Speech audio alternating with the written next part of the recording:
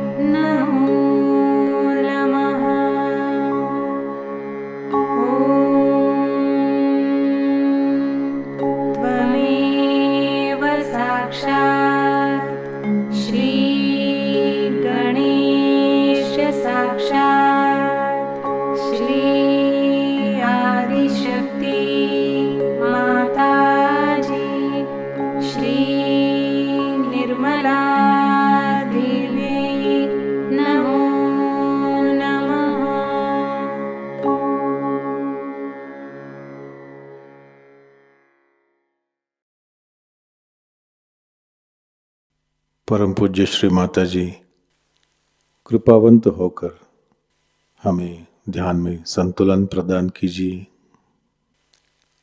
इस संतुलन की अवस्था में हमें ध्यान का आनंद मिले, निरानंद मिले, ऐसा आशीर्वाद हमें दें।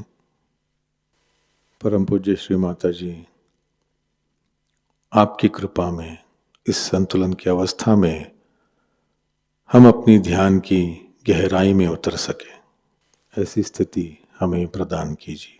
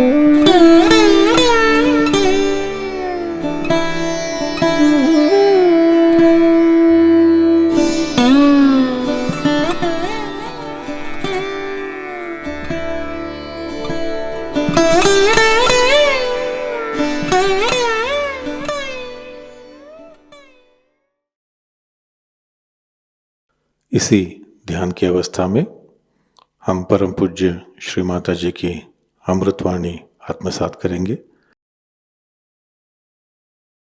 बनाने के लिए एक और तरह के लोग होते हैं। एक साहब हमारे आए थे, बहुत दिन पहले की बात, तो उन्होंने शराब पे बहुत सुना था, बड़े मशहूर आदमी। शराब से ये होता है और फिर मधुशाला होता है और फलाना होता है। फिर मैंने कहा और जो रास्ते पे मरते हैं वो भी तो कहो। लेकिन मैंने फिर उन पर एक कविता सुनाई, उसी वक्त मैं तो शीघ्र कवि हूँ।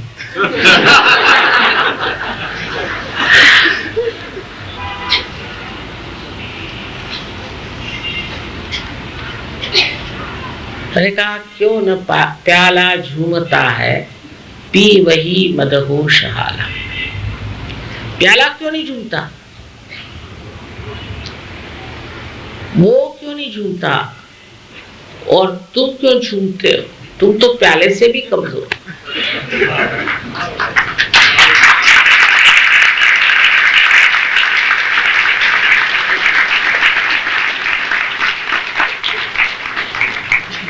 उसके बाद उन्होंने शराब की बात नहीं करी। कुछ समझ में नहीं आया।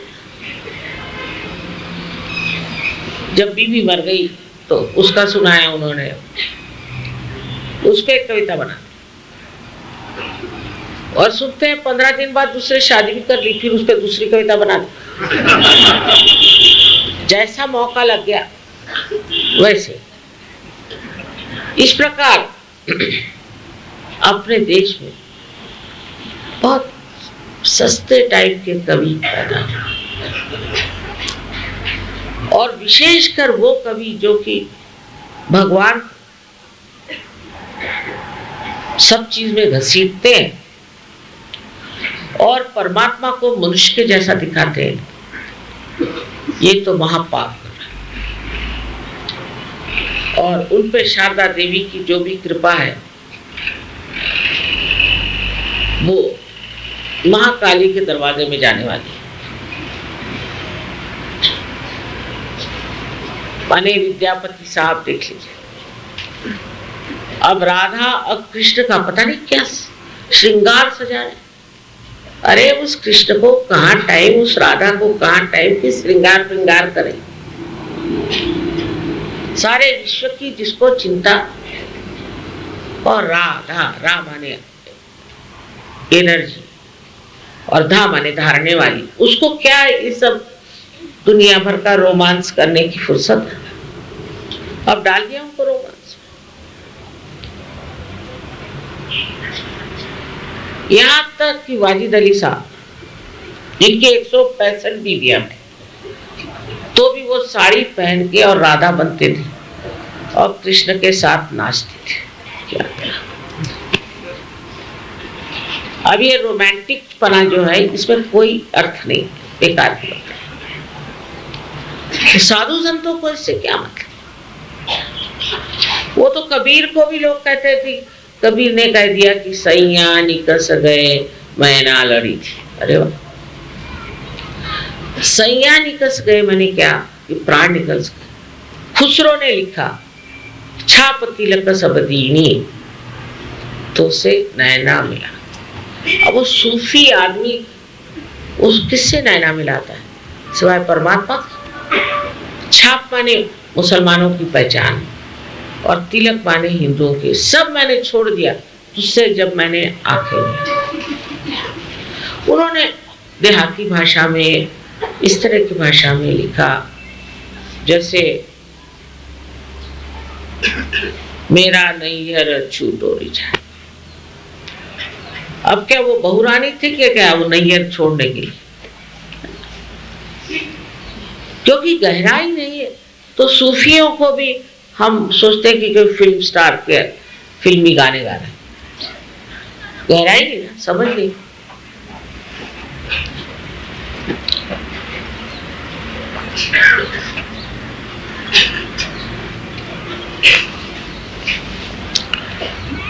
तो शारदा जी भी जो है वो भी कभी कभी महामाया स्वरूप हो जाती है। जैसे ज़ैन के जो कवि लिखते हैं वो एक सहजोगी समझ सकता और कोई नहीं समझ सकता। वो जिस तरह से कोई चीज का वर्णन करते हैं, छोटी सी या जिस तरह के वो चित्र बनाते थे वो बहुत ही सूक्ष्म, और उसकी संवेदना सिर्फ एक योगी जन ही कर सकते और कोई नहीं कर सकता।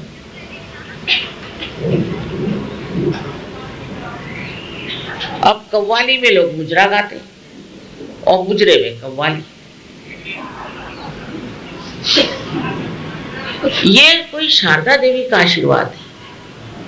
किसी भी तरह से ऐसे मिक्सचर्स करना। संगीत में भी शुद्धता हो।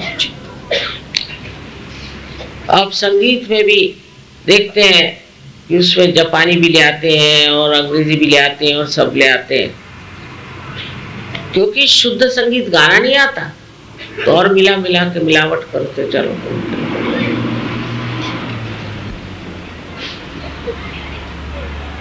देहात में गाते हैं लोग कितने प्रेम से, और शारदा देवी के पूर्ण आशीर्वाद, उनके आशीर्वाद से जितने महान ग्रंथ हैं वो बने संसार, जितने महान नाटक या कादंबरियां लिखी गई वो सब शारदा देवी के आशीर्वाद से। किंतु इस वर्तमान काल में ऐसा लगता है कि शारदा देवी ने अपना हाथ कुछ रोक लिया है या ये आशीर्वाद कम है। इस राजस्थान में जो कला का प्रादुर्भाव हुआ है, मैं देखती हूँ कि 2-3 साल में ही एकदम कला फूट पड़ी। ये बिल्कुल शारदा देवी का ही आशीर्वाद है, इसमें कोई शक नहीं। ऐसी ऐसी नक्काशियां, ऐसी ऐसी चीजें बनाने लग गए लोग हाथ से अपने, बड़ा आश्चर्य। पहले भी यहाँ बड़ी अच्छी नक्काशियां होती थी, लोग तराशते थे, पर आप सारे पॉटरीज में देख लीजिए, कहीं देख लीजिए, क्या सुंदर सुंदर कलर्स, बढ़िया ऐसे रंग बिरंगी ऐसी चीजें। हम कल ही एक फैक्ट्री देखने गए थे, तो इसीलिए मैंने सोचा आज ये साड़ी पहने, ये राजस्थानी रंग है सारे, और डरते नहीं। ऐसा रंग, हर एक तरह का रंग पहनते हैं। अंग्रेज ऐसे नहीं, वो कहते हैं कि एक अगर बॉर्डर हो तो उसके ऊपर बिल्कुल कुछ नहीं, स्पेस्ड आउट होना चाहिए। वो क्योंकि दिमाग उनके स्पेस्ड आउट है, मेल नहीं ना, हृदय में और दिमाग में मेल नहीं। इनको भाषा समझती नहीं, कुछ भी बोलो।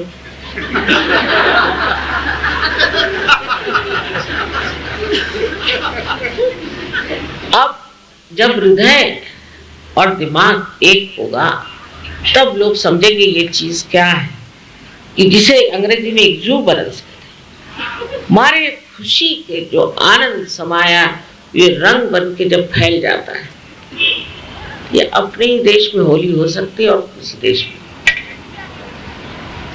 रंगों के जो हमारे यहाँ खेल होता है, रंगों के साथ जो हमारे यहाँ साड़ियाँ बनती हैं, कपड़े बनते हैं, लहंगे बनते हैं, ये सब उनके देश में कहाँ। वहाँ तो ग्रे कपड़े पहन के चलो, अब ग्रे से बढ़ गए तो काले, ऐसे भूत के जैसी शक्लें, और ऊपर से काले कपड़े पहन के घूमते। एक से उतरे तो दूसरे, उनकी कोई हिम्मत है ऐसी एक भी साड़ी बना के दिखा दें तो हम फिर से अंग्रेजों को मान लें। एक रंग बिरंगे हर तरह औरतों के ड्रेस होते हैं इस राजस्थान में, तो क्या कहें ना, सुंदर शारदा देवी ने यहाँ इन लोगों को बसाया। बस एक बात जरूर कहूंगी कि यहाँ सफाई का ख्याल करो। औरतें बहुत साफ है, घर वगैरह साफ रखती हैं, पर बाहर बहुत गंदगी है। आदमी लोगों को कोई मतलब ही नहीं है हमारे यहाँ बाहर से, सब कूड़ा बाहर बिकता है। और प्रदेश में बाहर साफ है क्योंकि आदमी लोग खुद साफ करते हैं। यहाँ आदमी लोग हाथ में झाड़ू लेकर साफ करेंगे, अरे बाप रे, उनके तो सर का ताज उतर जाएगा।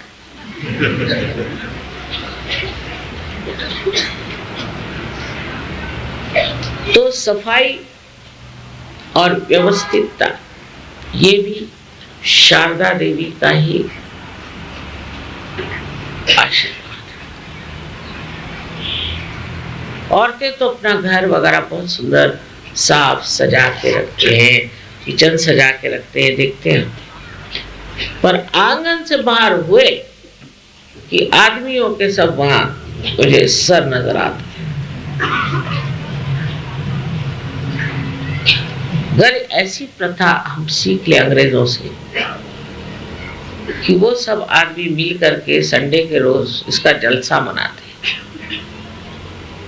सब लोग आपस में बाहर निकल करके और सब मिल के जलसा करते हैं, चलो सफाई करेंगे, गार्डन ठीक करेंगे, ये करेंगे, वो करेंगे।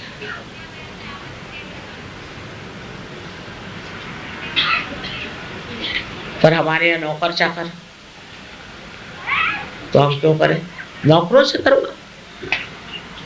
ये गंदगी जो है ये शारदा देवी को पास में नहीं आने दी,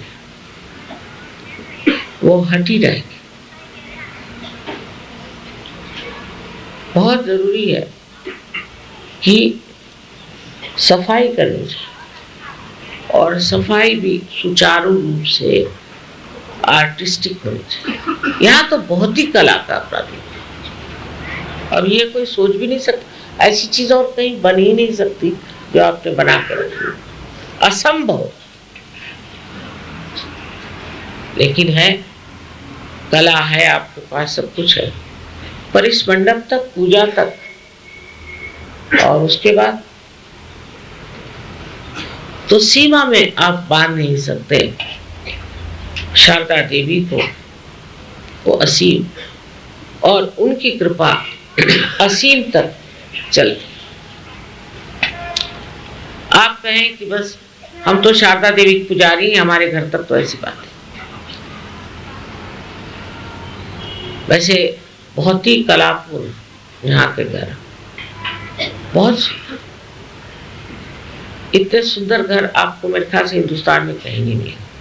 उसका कारण है कि यहाँ के पृथ्वी से ये बढ़िया पत्थर निकले, बढ़िया एक से एक, और उसको आप इस्तेमाल करें। और पत्थर हैं, इसके अलावा और भी यहाँ बड़ी कलात्मक चीजें,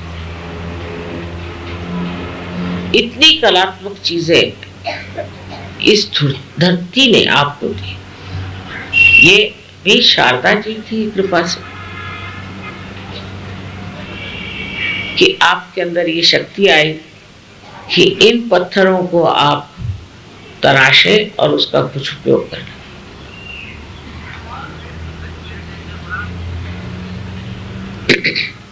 जैसे कि टर्की में बड़ी गरीबी आ गई,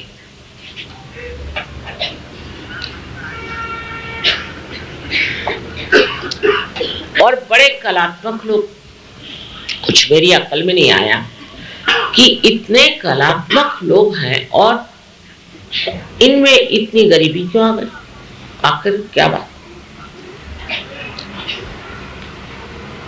पता हुआ कि वहां जर्मन लोगों से बड़े इम्प्रेस्ड है, क्योंकि टर्की से बहुत से लोग जर्मनी गए थे, इसलिए जर्मन लोगों को बहुत मानते हैं। और मैं ये कहूंगी कि आपके यहाँ खाना है तो बहुत बढ़िया, जरा भारी है पर अच्छा खाना, स्वाद अच्छा है। पर अगर आप टर्किश खाना खाएंगे तो कहेंगे माँ ये तो बस खाने की बिल्कुल चरम सीमा। और एक साथ एक होटल में हम गए थे, 5000 आदमी खाना खाता, और गरम गरम ऐसी फूली हुई रोटी, और कुछ पूछे। मुझे ऐसी तरह खाने की इतनी अकल नहीं है, तो मेरा वर्णन करना कोई विशेष न होगा, पर अगर कोई टर्की जाके वहाँ खाना खाए तो कहेगा वाह क्या, ऐसे तो हमने कभी खाना खाया।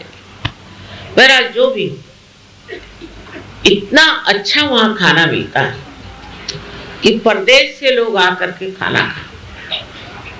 पर आपको हैरानी होगी कि ये टर्किश लोग जर्मनी से खाना मंगा खाते हैं, और कपड़े सिलते हैं वहां, जर्मन भेजते हैं कपड़े, वो सिले जाते हैं टर्की में, फिर वापस जाते हैं जर्मनी, और फिर वहां से इंपोर्ट होते हैं।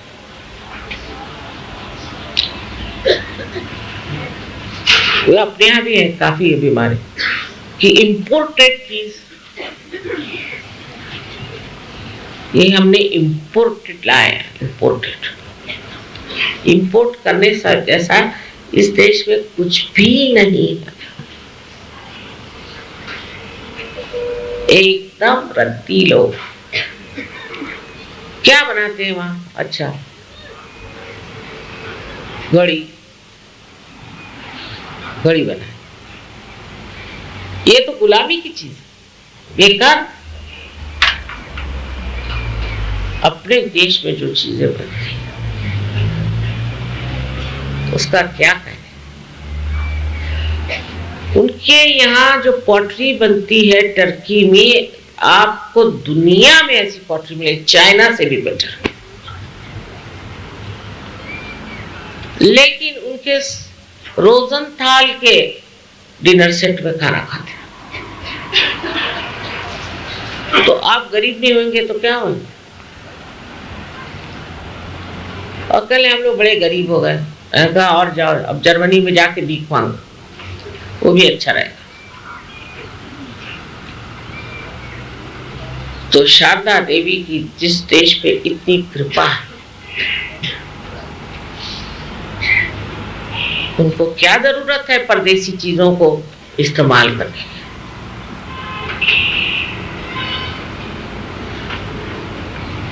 उनके ना संस्कृति में कुछ है, न ही उनके कपड़ों में कुछ है, और न ही उनके खाने पीने में कुछ है।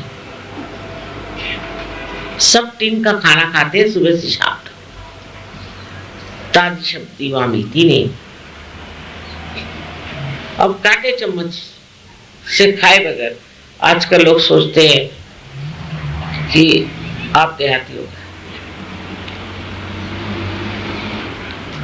अब ये बाहर के सहयोगी हाथ से खाते हैं और अपने इंडियन सहयोगी जो हैं वो कांटे चम्मच से खाते हैं। यहाँ तक इस कदर हम अंग्रेज होने की कोशिश कर रहे हैं कि गणपति बड़े मुश्किल से इंडियंस के लिए और फॉरेनर्स के लिए अलग अलग बाथरूम्स बनाए। इंडियंस के इंडियन के ढंग के और फॉरेनर्स के ढंग के। तो इंडियंस ने कहा कि हमें तो वैसे अंग्रेजी ढंग के चाहिए वहां। अच्छा,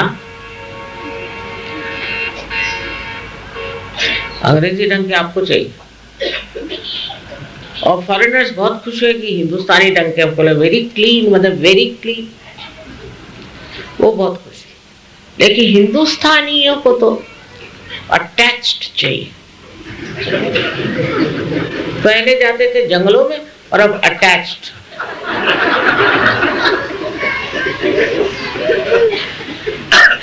इतनी अंग्रेजियत हमारे अंदर आ गई। मेरा उसमें भी हर्ज नहीं। तो बेचारे वहां के लीडर साहब आए, माँ मैं क्या करूं, मैंने तो अंग्रेजों के लिए बनाया, उनको वो पसंद नहीं, और हिंदुस्तानी के बने उनको पसंद। मैंने कहा अंग्रेजों की जगह हिंदुस्तानियों को रख दो और हिंदुस्तानी की जगह अंग्रेजों। तो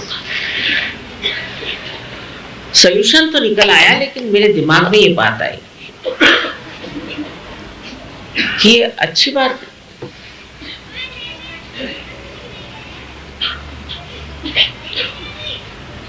जो जंगलों में जाते थे वो बड़े अच्छे थे। ये ऐदीपना का लक्षण है। हाँ, बुढ़े लोगों मेरे समझ में आए, लेकिन जवान लोगों को ऐदीपना की कहां से बात चढ़ती? क्योंकि वो विदेशी चीज है, इसलिए बहुत ज्यादा स्मार्ट। कम से कम औरतों में थोड़ी अकल आ गई।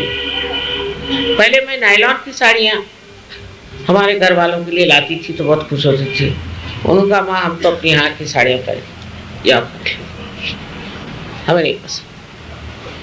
अब वहाँ कोई सिल्क की साड़ियाँ मिलती, वहाँ तो नायलॉन की मिलती। घर वहाँ से साड़ियाँ लानी तो नायलॉन की लाई, मतलब साड़ियाँ हमको नहीं चाहिए, तो मेरे घर वाले। लेकिन बाकी लोगों में ऐसा नहीं। एक देवी से हमने कहा भाई वहां तो नायलॉन की नहीं, मैं तो शिफॉन पहनती हूँ, सिर्फ शिफॉन। ये मोटी है और मैं शिफॉन पहनती हूँ। मैंने कितने गज लगते हैं आप?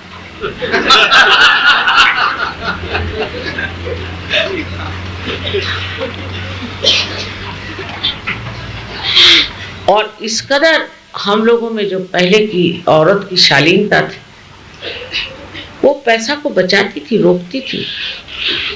और आज औरतों का हाल ये है कि वो आदमियों से भी ज्यादा खर्च करती।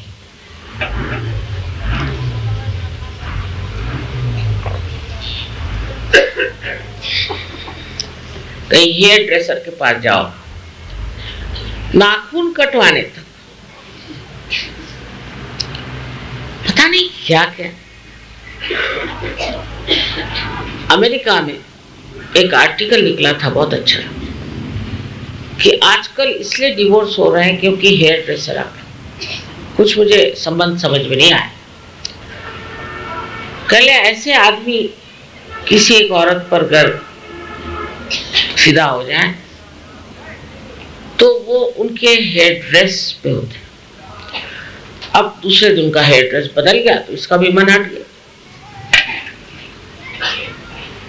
अब रोज ही आप अगर हेयर ड्रेस बदलते फिरिए तो उतने वो आप पति करिए, उतने आप पत्नियां करिए, तो कोई आश्चर्य की बात है।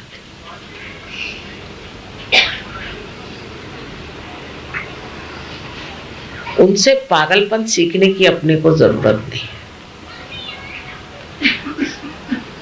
कम से कम हिंदुस्तान में औरतों ने अपना तरीका छोड़ा नहीं, बहुत सी औरतों ने छोड़ दिया, लेकिन जिनको घोड़े पर तो छोड़ो गधों पर भी बैठना कभी हुआ नहीं, वो हम देखते हैं जिस तरह से उनका बर्ताव शोभा ही नहीं देता है। एक हिंदुस्तानी स्त्री जिस तरह से वो चलती हैं, घूमती हैं, अपने को समझती है। जिस दिन औरत ने अपनी शालीनता छोड़ दी, उसी दिन उसके अंदर से जितना कुछ शुद्ध कला का स्वरूप कहिए या स्त्री का स्वरूप, पत्नी का स्वरूप, माता का स्वरूप, सब खत्म हो जाए।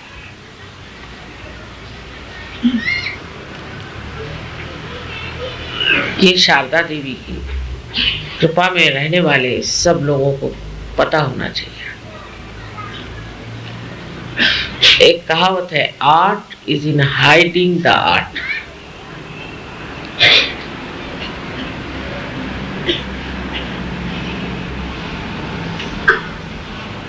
कि आप जो भी कुछ करते हैं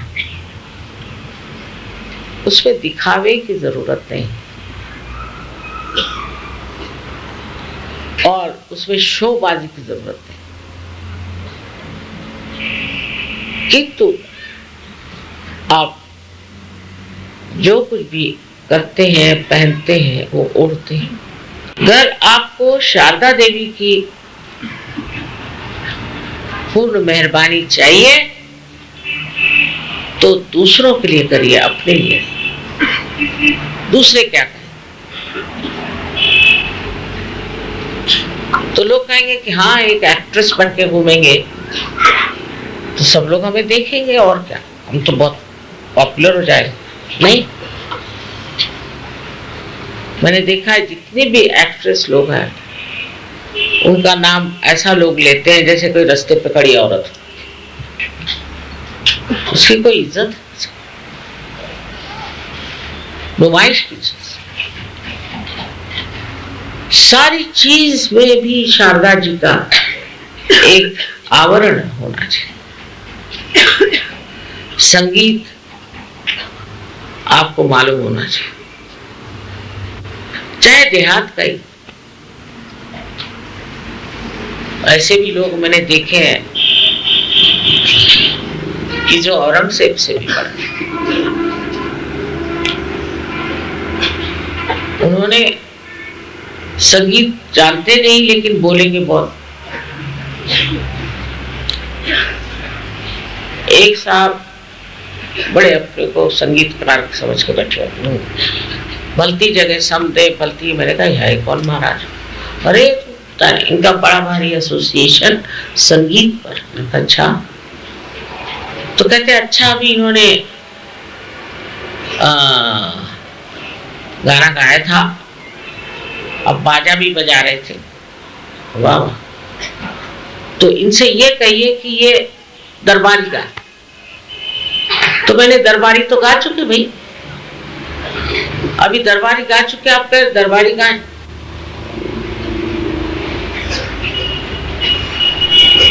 तो फिर कन्नड़ा, दरबारी कन्नड़ा एक राग। हर प्रोग्राम में हाजिर, हर जगह अध्यक्ष, म्यूजिशियन से पहले उनको ही हार पहनाए जाते थे। मैंने कहा ये बहरा है कि क्या है? ये दरबारी गा रहे थे तो इसी को दरबारी गा। अच्छा, फिर आप इस आए क्यों दौर में? भाई ठीक, आप संगीत के लिए नहीं आए तो इसमें क्यों आए?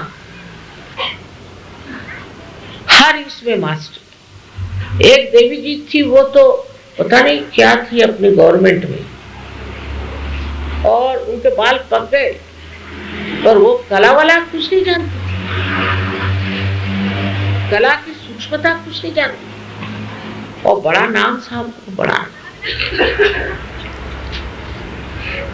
तो अगर आपको शारदा देवी के शरण में रहना है तो अपने गांव में, अपने देश में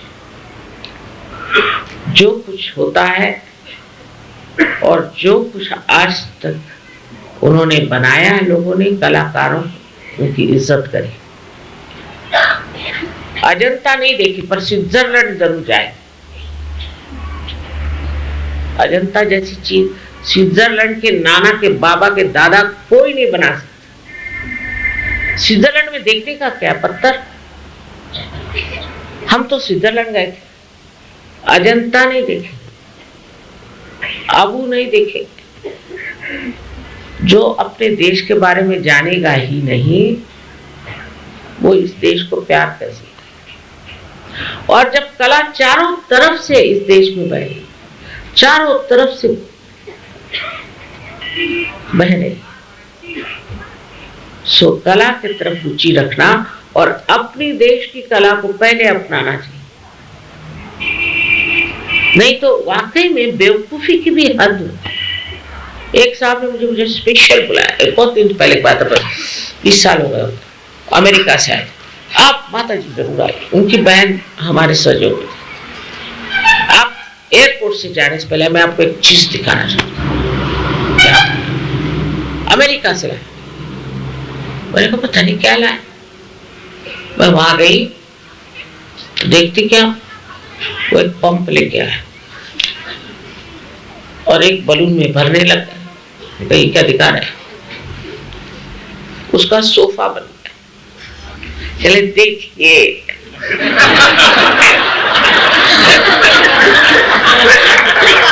अब पिलाजिए इसको। मैंने कहा भाई देखो, मेरे पास बहुत ज्यादा वाइब्रेशंस हैं, उससे फट जाएगा।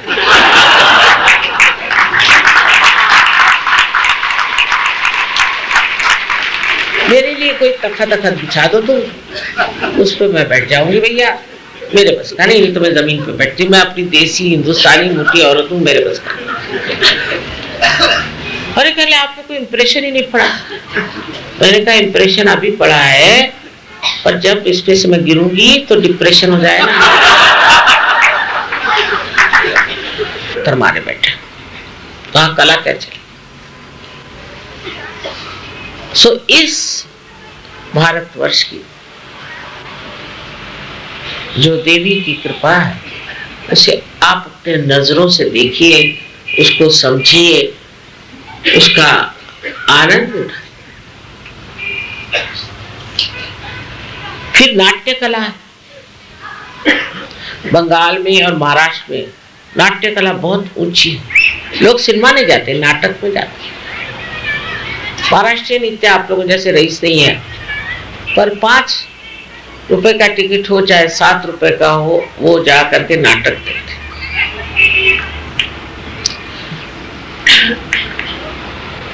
जिसमें नाट्य कला हो। पहले सिनेमा बहुत अच्छे होते थे, लेकिन अब सिनेमा तो गड़बड़ा गए, अब नाटक भी गड़बड़ा जाए और न जाने क्या क्या चीजें हो जाएंगी। कुछ ऐसी अजीब अजीब चीजें देखने में आई है कि लगता है कि शारदा देवी यहां से भाग खड़ी हो जाएगी। उनका मान तो छोड़ा, उनका बिल्कुल अपमान लोग करते हैं। इतनी विचित्र चीजें मैंने स्टेज पर इंडिया में देखी कि मुझे आश्चर्य लगता है कि अभी तक चल कैसे रहे।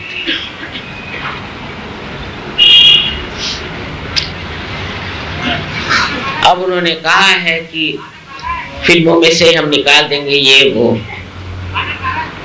हमारे जिंदा जी कभी हम देख लें कि ये सब गंदगी निकल जाए तो बड़ा आनंद आएगा।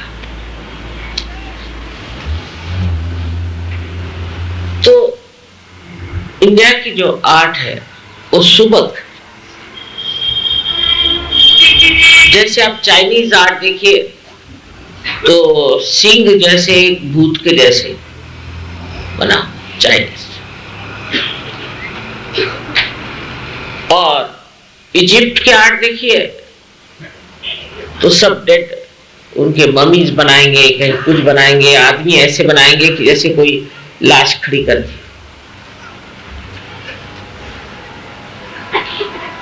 पहले इंग्लैंड अमेरिका में भी मैं कहता हूं कला ठीक थी जब तक रियलिस्टिक बनाते रहे, फिर इम्प्रेशनिस्टिक बनाए तब तक भी ठीक थी, पर अब जो वहां मॉडर्न कला बन गई है ये आपके मेरे और किसी भी इंसान के बस की नहीं।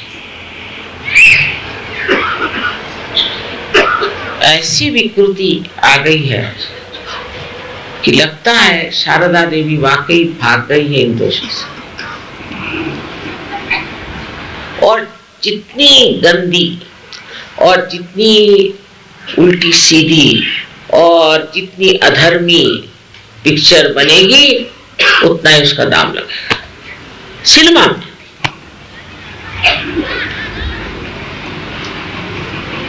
शारदा का बड़ा अपमान है। आप सब सहयोगियों को कला की समझ होनी चाहिए और कलात्मक चीजें आप इस्तेमाल करें, खासकर हाथ से बनी हुई, तो ये इकोलॉजिकल प्रॉब्लम ही खत्म हो जाए। अपने घर में 2 सुंदर चीजें होने से अच्छा है बनिस्बत 25 प्लास्टिक की चीजें और 40 पेपर प्लेट्स।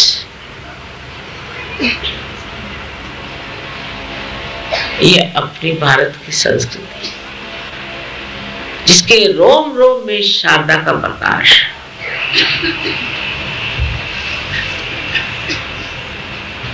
औरतों ने इसे बचाए रखा है, अब आदमियों की भी चाहिए कि समझे। लेकिन हिंदुस्तान में तो ऐसे बहुत से लोग हैं वो 4 रंग से ज्यादा 5वां रंग नहीं जानते। आप जानते हैं ना डॉक्टर साहब, बहुत से रंग वाकई में नहीं तो डॉक्टर लोग नहीं जानते। मैं तो डॉक्टर के साथ रही हूँ, डॉक्टर के साथ पढ़ी हूँ, तो सोचती थी कि इनको कला कभी नहीं आएगी समझ में, लेकिन जानते हैं तो बहुत बड़ी बात है। सो वो भी सूक्ष्म दृष्टि अपने अंदर आनी चाहिए। नाट्य कला में, हर चीज में, नृत्य में, हर चीज। अब ये नहीं कि आदमी औरतों जैसे नाचे, ये नहीं, लेकिन आदमी आदमियों जैसे होगा, औरतें औरतों जैसे, उसके शुद्ध स्वरूप में जब उतरे तो तब शारदा जी की तो कृपा है ही। संगीत में, नृत्य में, हर जगह हमने बहुत बार देखा है कि लोग जब हमारे सामने बजाते हैं तो बड़े जल्दी उनका नाम बढ़ जाता है, बहुत नाम होता है, बहुत अच्छा बजाने लगता है। शारदा जी की कृपा हो गई उनके ऊपर। लेकिन आपको सुन के आश्चर्य होगा कि हमारे देश का जो संगीत और नृत्य है ऐसा कहीं भी दुनिया में नहीं है, कहीं भी।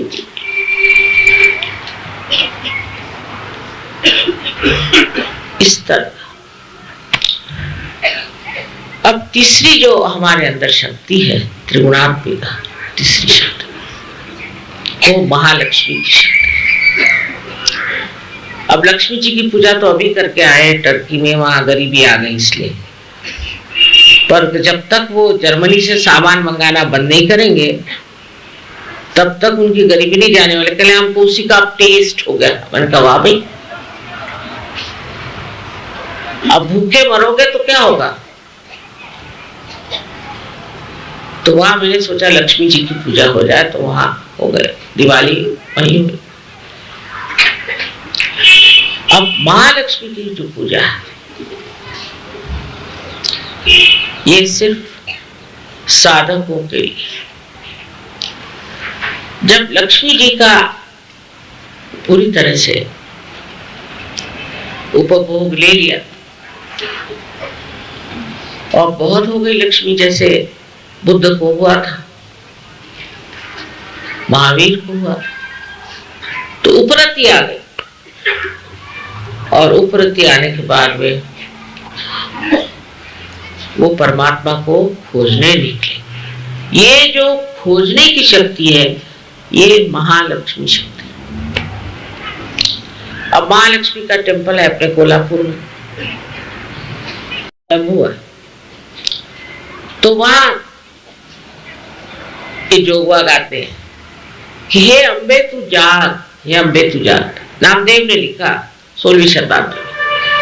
वहां के ब्राह्मणों से मैंने कहा कि महालक्ष्मी के मंदिर में ये क्यों गाते हो भाई, अम्बा जी का, ये तो अम्बा जी का गाना।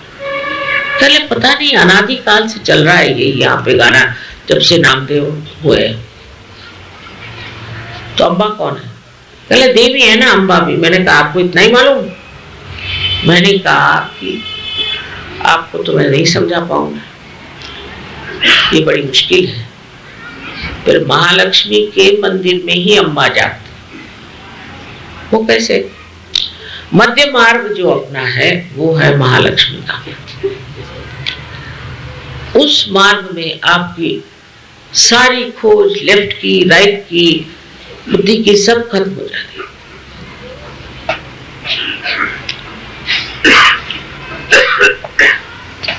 और आप मध्य मार्ग में आ गए। जब आपने खोजना शुरू कर दिया तो फिर आप पर महालक्ष्मी की कृपा होती है। और इसे बाइबल में रिडीमर कहा। 3 शक्तियां बताई उन्होंने। पहली शक्ति को कहा है comforter, left side. Right side को कहा है काउंसिलर, और बीच वाली को रिडीमर। ये होली घोस्ट की 3 शक्तियां। सो जो मध्य मार्ग में जब आप प्रवेश करने लगते हैं और मध्य मार्ग में आ जाते हैं, तब आप एक साधक हो गए। और साधक के ऊपर महालक्ष्मी उमड़ पड़ती है। महालक्ष्मी की कृपा।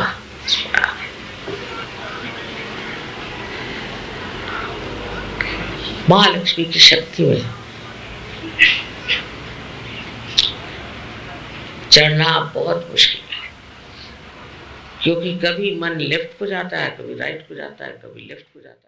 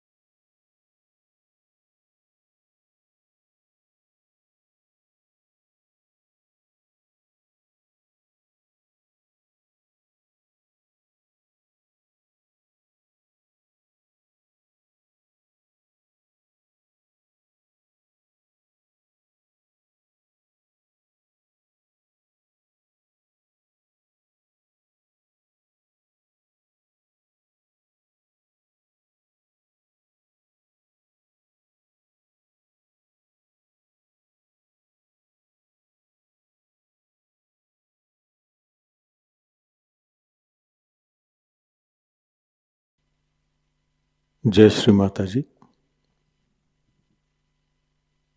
परम पूज्य श्री माता जी, कृपावंत होकर आप हमें निर्लिप्त साक्षी बनाइए। परम पूज्य श्री माता जी, कृपावंत होकर आप हमें ऐसी स्थिति प्रदान करें जिससे हम आपकी लीला को देख सकें। जो भी घटित हो रहा है उसको साक्षी भाव, निर्लिप्त साक्षी भाव से देख सके। परम पूज्य श्री माता जी, हमसे जो भी कार्य हो, जो भी कर्म हो, वो सब हम आपके पावन चरणों में रख सके, पूर्णतः समर्पित होकर रख सकें, ऐसी स्थिति हमें प्रदान करें। परम पूज्य श्री माता जी, आपके प्रति अनन्य भक्ति हो, इस तरह का आशीर्वाद और ऐसी ध्यान की स्थिति, आध्यात्मिक स्थिति हमें कृपा कर प्रदान कीजिए। श्री माता जी, आपके पावन चरणों में हमारे कोटि कोटि प्रणाम। कलेक्टिव बंधन।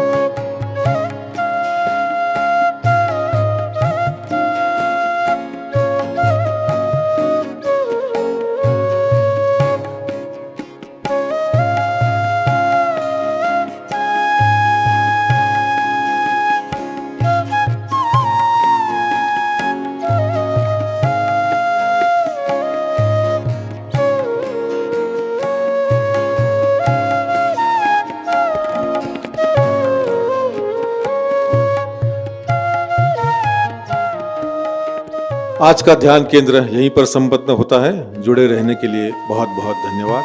जय श्री माता जी।